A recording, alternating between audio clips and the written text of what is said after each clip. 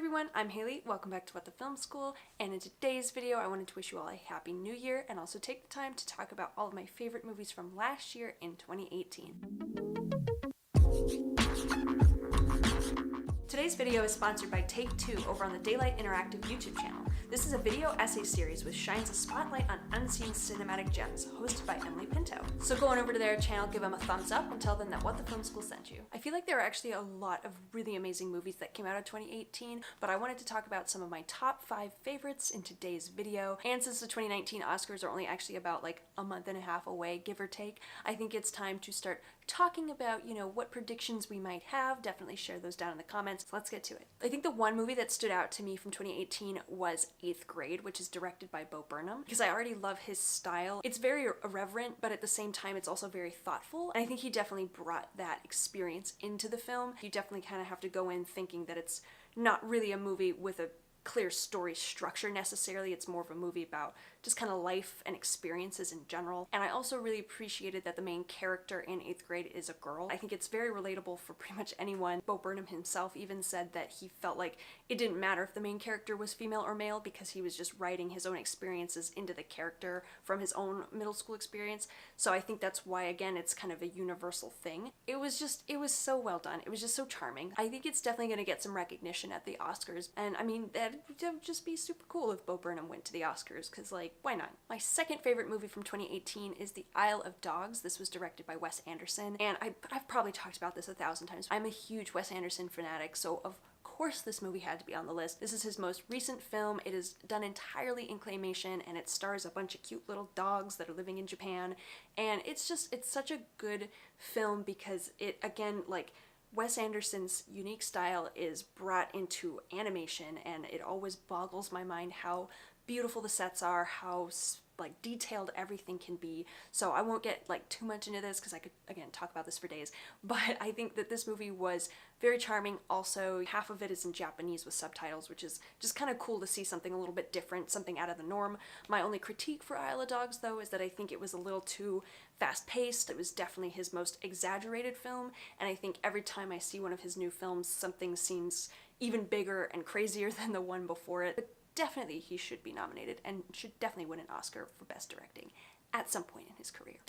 Let's move on. The next film on my list is going to be Incredibles 2 because I am a sucker for Disney and Pixar. It's been so long since I've seen it, and I only saw it once in this last year, so I think I'll have to rewatch it to kind of remind myself why I loved it so much. I just remember walking out of the theater and feeling like this was such a well done and crafted movie that it really honestly didn't feel like a kid's movie. It felt like more of a movie for adults. There were a lot of heavy topics being dealt with. There were a lot of serious discussions between characters that I felt like if I had been a child going to see this movie, I would have not really understood like half of it. Definitely, I think just the writing is fantastic, just the visuals of it, the story itself, everything is really, really great.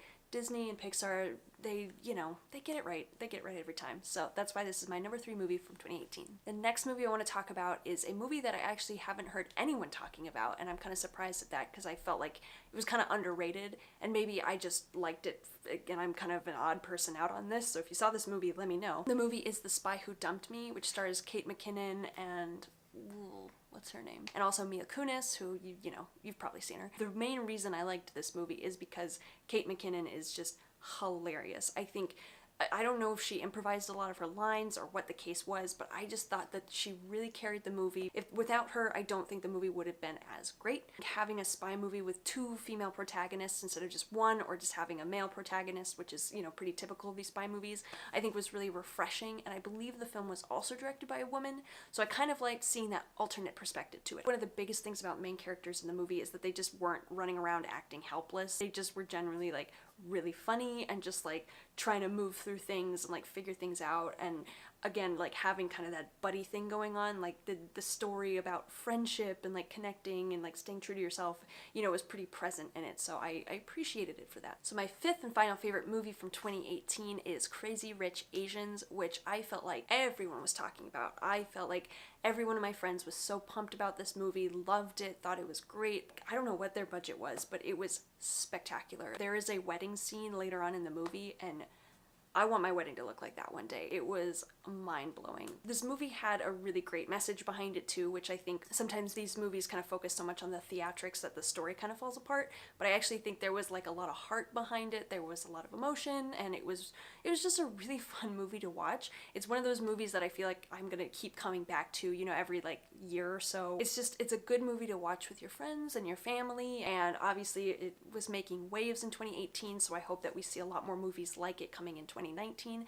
So definitely, again, if you haven't seen it, check it out. So to close this video out, I'm gonna actually share with you one extra little bonus movie that I saw in 2018 that I feel like is worth noting, and that movie is called The Favorite. This movie, I think, I'm gonna make this guess now, and we're gonna check back in on this when the Oscars happen, but I think this movie was kind of Oscar baity because it was like lavish. It looked like they spent a lot of money on the costumes and the set design. It was kind of crazy, and it was kind of weird too. So the reason I wanted to bring this up is because it just did things kind of differently, and I felt like it was marching to the beat of its own drum. It's a period piece, so it's about Queen Anne, but even though it's set at a different time period, it still feels extremely modern because there's certain things that the characters do and say. Like at one point a character starts breakdancing, and then at another point someone just uses a slang word that I'm pretty sure they weren't using back at that time period. So it's kind of funny to see that like brought forward and kind of like challenged, you know, the dynamic of typically if you have a period piece, it can be kind of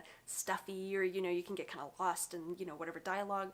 And at times the movie did feel that way, but I think it would always bring me back around because the story was outrageous and some of the dialogue was outrageous and some of the characters' actions were outrageous. The cinematography was crazy weird. It was very bizarre. For example, every scene would have at least one like major wide shot that would kind of follow the action, and the camera would just like slowly pan to follow people walking back and forth, and then at one point there would always be a cut to some like fisheye camera just like sitting on a table looking at everybody. So that kind of stuff just like kind of keeps you on your toes, you know, because you're not really expecting it. And also the last thing I'll say about this movie is that the acting is out of this world. Like, I'm a pretty big Emma Stone fan, and she was in this film and she was acting with British accent, which obviously I'm not an authority on, but I think her acting in general is just like incredible. It's such an odd movie. I wouldn't say like 10 out of 10 I'd recommend, but I'd say like if you're looking for something weird, this is kind of an avant-garde period piece, so definitely check it out for that. So those are all my main recommendations for 2018. Again, I feel like there's so many really good movies from 2018,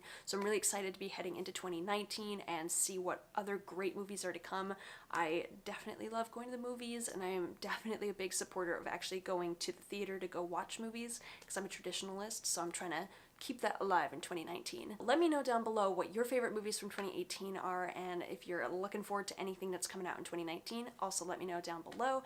Don't forget, as always, to subscribe, hit the bell notification, go check out my social media, go check out my course at filmcourse.org, and yeah, just give us a thumbs up. Thanks so much for watching. I'll see you guys again soon. Bye!